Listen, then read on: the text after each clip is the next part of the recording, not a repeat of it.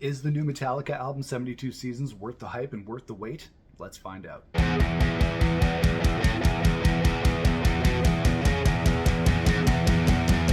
Hey everybody, it's Nick here with you. Welcome back to the Rock Squad channel and welcome to my rock album review for the brand new album from Metallica. It's called 72 Seasons. Before we get to it, guys, if you love to rock out as much as we do here on the Rock Squad channel, make sure to smash that subscribe button so you don't miss out on future videos. Make sure to like this video, we'd appreciate that, and make sure to share this video online with your friends and fellow Metallica fans. 72 Seasons is the 11th studio album from Metallica. It's a follow-up to 2016's Hardwired to Self-Destruct. You know Metallica likes to make us wait a long time in between albums for some reason, but I would say that I'm a Metallica fan. You know, I grew up with Metallica. I have an older sister, so when stuff like the Black Album came out in 1991, she was older than me and she had all those albums on CD, so I would sneak into her room and listen to bands on CD, you know, like Nirvana. I would listen to Smashing Pumpkins, Soundgarden, Metallica, Alice in Chains, and that kind of stuff, so I'm very familiar with Metallica, kind of more from the Black Album on. I do like a lot of their earlier material. You know, I'm a fan of Master of Puppets and some of their earlier thrash metal stuff before they got too commercial, but otherwise for me, I'm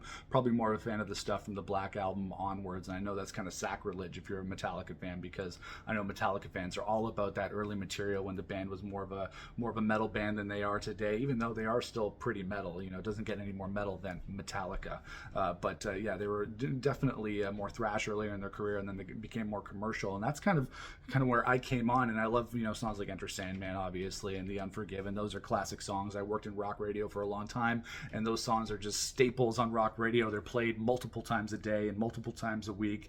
But you know, it's been a hard time for Metallica after the Black Album, because Metallica fans, they really hold the band up to a high standard, maybe like a, you know, it's not really a fair standard that they get held up to, but a lot of fans really hold them up to that early material and want Metallica to be as metal as possible. That's the thing with metal fans. If it's not metal enough, then they get upset. And I like the albums that came after the Black Album. I like Load. I like Reload. There's like great songs like The Memory Remains and Fuel. I know that's more their commercial stuff. You know, I love I Disappear from the Mission Impossible 2 soundtrack. And then, of course, we get into Saint Anger territory, and Saint Anger is its whole other issue. Obviously, the snare sound on the album is a very big deal and a very controversial thing for a lot of music fans and Metallica fans. So we won't get too much into Saint Anger. But you know what? Coming into you know, this album, I like Death Magnetic in 2008. I thought that was a great record, and I thought Hardwired was a great record in 2016 as well. So coming into this, I was very much looking forward to listening to 72 Seasons in its entirety, as it's pretty much the most hyped and anticipated rock release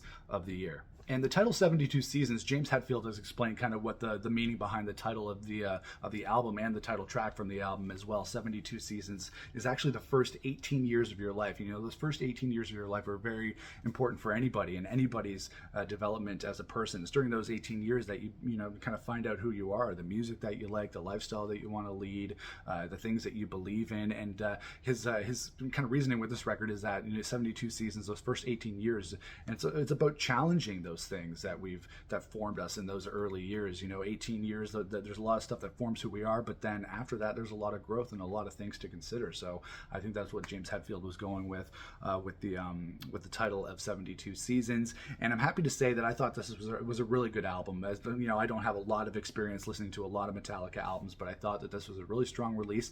There are some filler tracks on there. We'll get to that in just a second, but otherwise I thought this was I guess, you know, a return to form for Metallica. I know a lot of people are saying that this is a return to form for the band, of really their heavier metal roots that they had back in the you know, early to mid 80s, and I would have to say that's true, but it is mixed with a lot of the more commercial and melodic things that Metallica have done in the past. You know, there isn't really a track on here like The Unforgiven, which is, you know, a slower and more contemplative track. It's pretty much balls to the wall all the way through for the entire 77 minutes of this album. It's a long one, but you know what, I think this is a really strong effort from Metallica, and I think it's really cool. So I'm gonna get into the tracks that I liked. I mean, into the tracks that I didn't like. So let's do this. Let's talk about Metallica and 72 Seasons. So the album kicks off with the title track, 72 Seasons, which we did hear before the album came out. It's one of the 4 tracks that Metallica released before we heard the whole record that came out just today. It's fantastic. It's been really awesome. I've been seeing people online doing a lot of like those midnight record releases, and I think Metallica did a live global event that you could check out in theaters to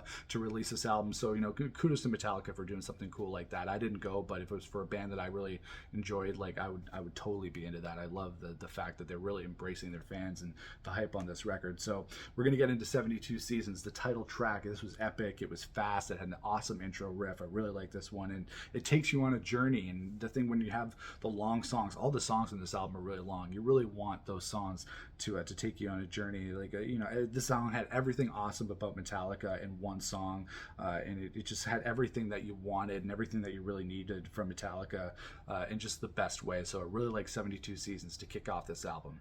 Then we get into the next track on this album, which is called Shadows Fall, and this song starts out with an epic intro. I think most of the songs on this album have really epic intros on them. Kudos to the band, who are really at the top of their game. I'm going to say that Lars Ulrich is really great on this album. I know a lot of people give him flack as a drummer, but I think he's a really great drummer, and really who can handle these Metallica songs like Lars Ulrich does. It's just, he's fantastic. James Hetfield is at the top of his game. Kirk Hammett and Robert Trujillo, sorry, I'm trying to pronounce that, Trujillo, they all sound fantastic on this album. They're really working as a cohesive unit. So Shadows Fall was a great song, epic intro. Love the chorus, really cool harmonies on the chorus as well. Love that, and I love the harmony guitars on this. There was a really cool section in there where they were playing some harmonies on that, which I really dug. And then we got to Screaming Suicide.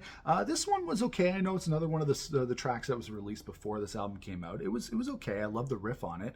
Really cool. It didn't jump out to me that much in terms of the melodies on this album. I would say songs like Shadows Fall and Lex Eterna, which we'll get to in a minute, and a couple other tracks on this, really the melodies jumped out to me a little bit more than Screaming Suicide, but it was really good, and is one of the good singles that they released before this album to give everybody a decent taste of what was going on. And then we got to a song called Sleepwalking My Life Away, and this one had a crazy awesome bass intro from Rob Trujillo. Sounded amazing. It was like kind of standard Metallica, otherwise melody wise. For me as a music fan, I love heavy music obviously, but the melody really has to be there for me to jump out for me. It doesn't have to be insanely poppy, but there's just got to be something about the melody that jumps out to me. So it didn't quite do that one on this track, but it had some great bass on it, so I really liked Sleepwalking My Life Away.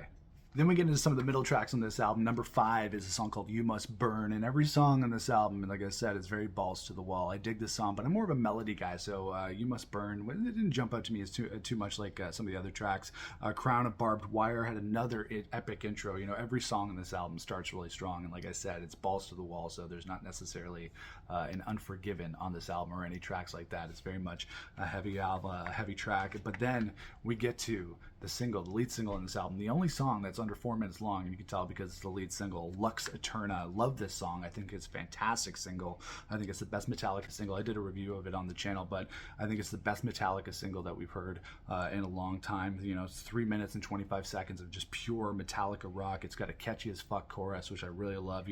That great vocal from James Hetfield, Lux Eterna.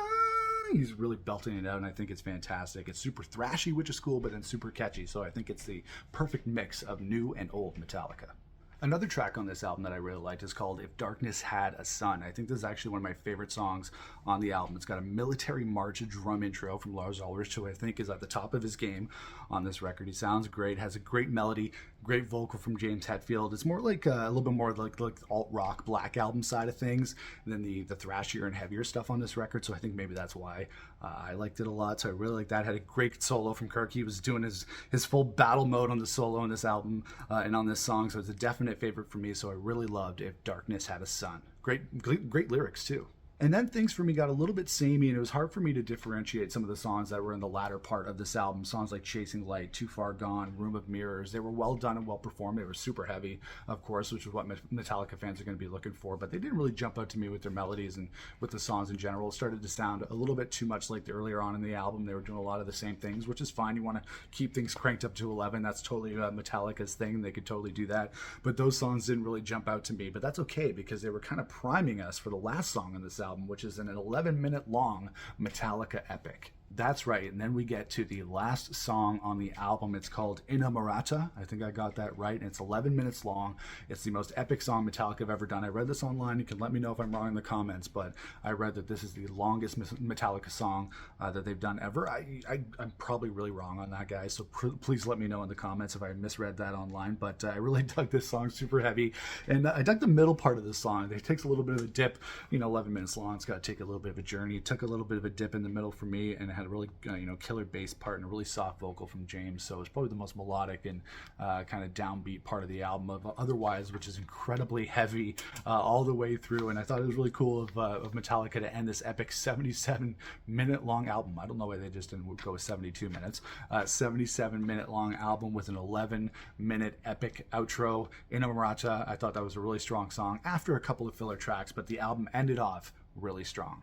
And after 77 minutes of listening, it was definitely an epic listening experience for me as a casual Metallica fan. I don't listen to 77-minute albums very, very much, but it's definitely an epic listen from front to back. Even if not every song jumped out to me the way I wanted it to, it was a very epic and enjoyable album from front to back. We don't get Metallica, or at least new Metallica material. They do some live stuff here and there, S&M too and such, but we don't get a lot of new material from Metallica very often. They make us wait, so it's very special when they do give us some new material, and some of these songs they very much follow a Metallica formula. I don't really expect anything else from Metallica. They follow Metallica formula, which is usually this heavy epic intro, really chuggy verses, then you get into a catchy chorus, and then a solo, and you end it with some crazy riffs. And obviously it's much more than that.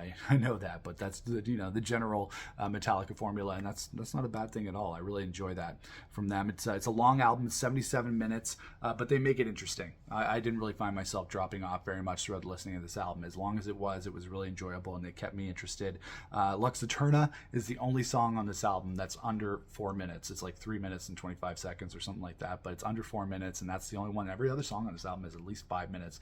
Some of them getting into the 6, 7, and 11-minute range, which is okay. People might have different mileage varying on how they love Metallica, but I think it was really cool. And one of my complaints about another album that I was listening to a couple weeks ago was City and Color, and all the songs were 6 minutes, but it just didn't have the peaks and valleys that Metallica songs have. So I thought it was cool, and they made it worthwhile. This album has been a long wait, so I think for the most part, you can let me know in the comments. I think for the most part, Metallica delivered on the hype and the wait for this album. I think it's going to be really great for Metallica fans.